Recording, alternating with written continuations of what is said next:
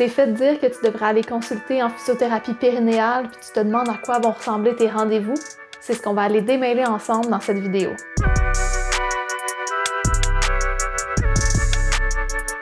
Salut, je m'appelle Catherine, je suis la physio qui t'écoute, une physio périnéale passionnée par la science de la douleur. J'aide les personnes qui vivent comme moi avec des inconforts dans la région du bassin et du bas-ventre à se réapproprier leur corps, leur santé puis leur bien-être.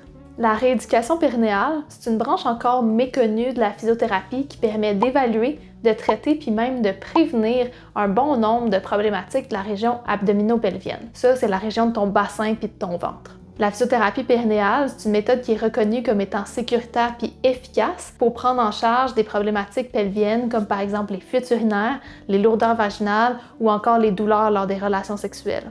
Par contre, comme les problématiques qu'on traite en rééducation périnéale sont souvent assez intimes, ça peut être intimidant des fois de faire le premier pas puis de venir consulter. Surtout quand tu sais pas trop à quoi t'attendre.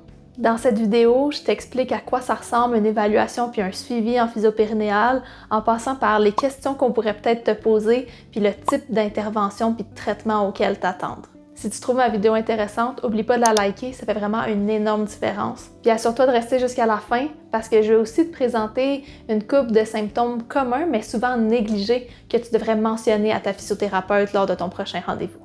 Ok, c'est parti, voici à quoi t'attendre en consultant en rééducation périnéale. Des questions vraiment pointues sur tes symptômes. Mieux on comprend ta situation, plus c'est facile pour nous de te conseiller puis de choisir les bons traitements qui sont adaptés à ta situation. C'est pour ça qu'on pose vraiment beaucoup de questions puis des questions précises. Fait que par exemple, si tu me consultes pour des fuites urinaires, je vais vouloir savoir plein de détails comme par exemple qu'est-ce qui les déclenche, dans quel contexte, à quelle fréquence, dans quelle quantité, puis est-ce que tu utilises ou non des protections urinaires. Puis comme les problématiques pelviennes sont souvent multifactorielles, il y a plein de sujets qu'on va aller creuser de cette manière-là. Fait que si je reste dans mon exemple que tu me consultes pour des fuites urinaires, c'est sûr on va aller parler de tes urines. Mais on va aussi parler de tes selles, on va parler de tes relations sexuelles, on va parler des inconforts que tu as peut-être dans la région du bassin puis du ventre ou même dans le reste de ton corps. On va parler de ton cycle menstruel si tu en as un. On va parler de tes antécédents de blessures, de tes grossesses ou tes accouchements si tu en as eu, etc. C'est des questions qui peuvent être assez intimes puis ça se peut que ça te gêne d'y répondre. Mais je te rassure que c'est toujours accueilli dans la bienveillance puis jamais dans le jugement. Puis aussi, chaque réponse que tu donnes, ça nous aide à avoir une idée plus précise de ta situation pour vraiment monter un plan de traitement qui est adapté puis personnalisé pour toi.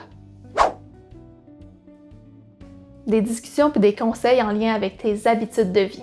La santé pelvienne, ça se repose quand même beaucoup sur les habitudes de vie. Sans le savoir, on peut vraiment nuire au fonctionnement optimal de notre plancher pelvien par des petites habitudes de notre quotidien qui peuvent des fois sembler banales. Mais ce que ça veut dire ça, c'est aussi qu'en faisant quelques petits changements mineurs à nos habitudes de vie, on peut avoir un impact majeur sur notre santé pelvienne à long terme.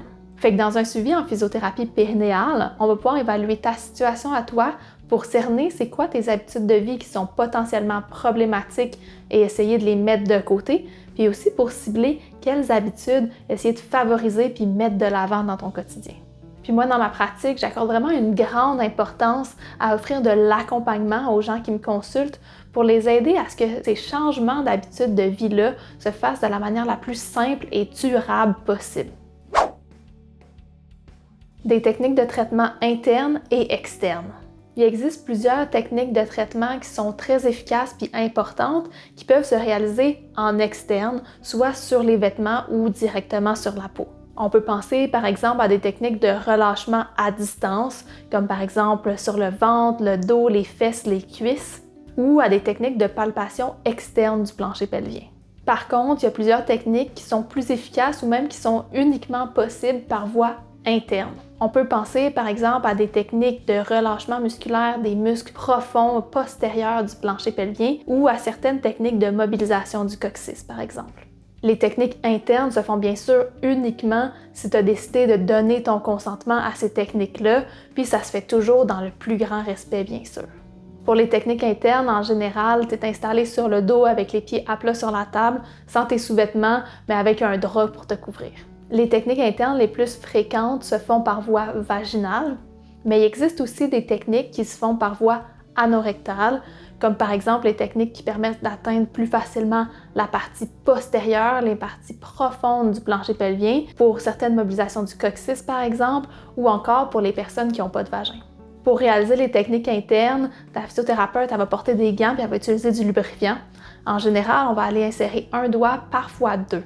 Les techniques se font en douceur selon ta tolérance, puis elles peuvent être cessées à tout moment si tu le demandes. Il existe aussi certaines techniques qui nécessitent l'insertion d'une sonde vaginale ou anale, par exemple pour faire des techniques de stimulation neuromusculaire. Peu importe les techniques qui te sont proposées, n'hésite pas à poser des questions à ta physiothérapeute avant de décider si tu veux donner ou non ton consentement. Puis n'hésite pas non plus à nommer tes malaises puis tes inquiétudes si tu en as. C'est souvent aidant de prendre le temps d'en discuter avant de commencer. Des exercices à faire à la maison.